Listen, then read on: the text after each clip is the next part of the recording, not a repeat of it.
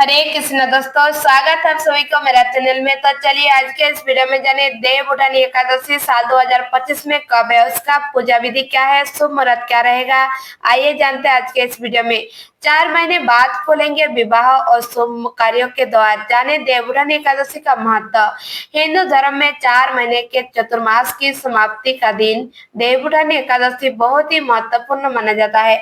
इस दिन जगत के पालनहार भगवान विष्णु अपनी 4 महीने की योग निद्रा से जगते हैं और शुभ कार्यों की शुरुआत हो जाती है। आइए जानते हैं साल 2025 में ये शुभ तिथि कब है।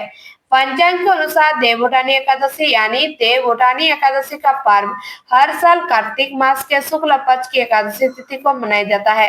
धार्मिक मान्यता है कि इस दिन भगवान विष्णु 4 महीने की योग निद्रा से जगते हैं और इसके साथ ही विवाह, गृह प्रवेश, नामकरण, मुंडन जैसे सभी शुभ और मांगलिक कार्यों की शुरुआत होती है। देवउठानी एकादशी साल 2025 तिथि और शुभ मुहूर्त। पंचांग के अनुसार इस साल कार्तिक माह के शुक्ल पक्ष की एकादशी तिथि 1 नवंबर को सुबह 9:11 पर शुरू होगी और 2 नवंबर को सुबह 7:31 पर समाप्त होगी। ऐसे में देवउठानी एकादशी का पर्व 1 नवंबर को मनाया जाएगा।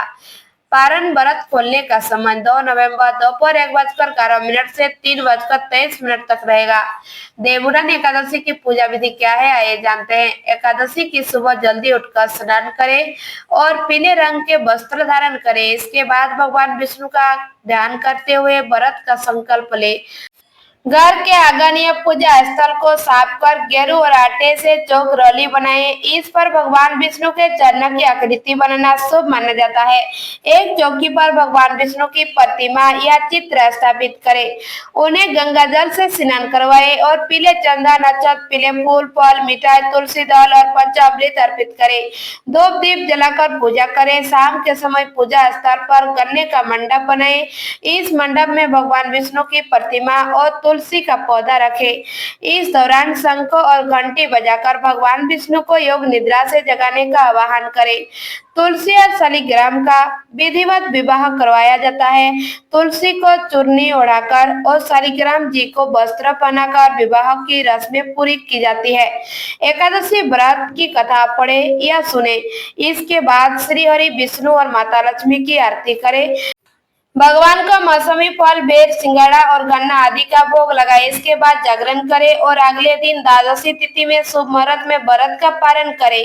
देवउठानी एकादशी का महत्व क्या है, आइए जानते हैं। धार्मिक मान्यता के अनुसार आषाढ़ मास की शुक्ल पक्ष की एकादशी देवउठानी एकादशी पर भगवान विष्णु क्षीर सागर में शयन के लिए चले जाते हैं और कार्तिक मास की शुक्ल पक्ष की एकादशी को जागते हैं। इस 4 महीने की अवधि को चतुर्मास कहा जाता है।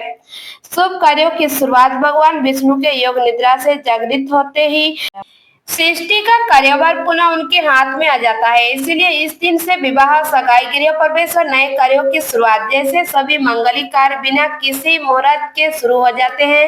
हालांकि पंचांग के अनुसार शुभ मुहूर्त देखना श्रेष्ठ होता है। तुलसी विवाह, इस दिन तुलसी और शालिग्राम भगवान विष्णु का पाषाण स्वरूप का विवाह कराया जाता है। तुलसी को भगवान विष्णु की प्रिय माना जाता है और यह विवाह उनके जागृत होने की खुशी में आयोजित किया जाता है। पापों से मुक्ति, मान्यता है कि इस दिन विधि विधान से व्रत और पूजा करने से व्यक्ति को सभी पापों से मुक्ति मिलती है और उसे मोक्ष की प्राप्ति होती है। यह व्रत सुख, समृद्धि और स्वास्थ्य का संचार करता है। धन्यवाद दोस्तों, अगर मेरा चैनल आपको पसंद आए तो प्लीज लाइक सब्सक्राइब जरूर कीजिएगा और मेरे चैनल में आप सभी लोग बने रहे, ऐसे वीडियो लेके आएंगे। जय श्री कृष्णा।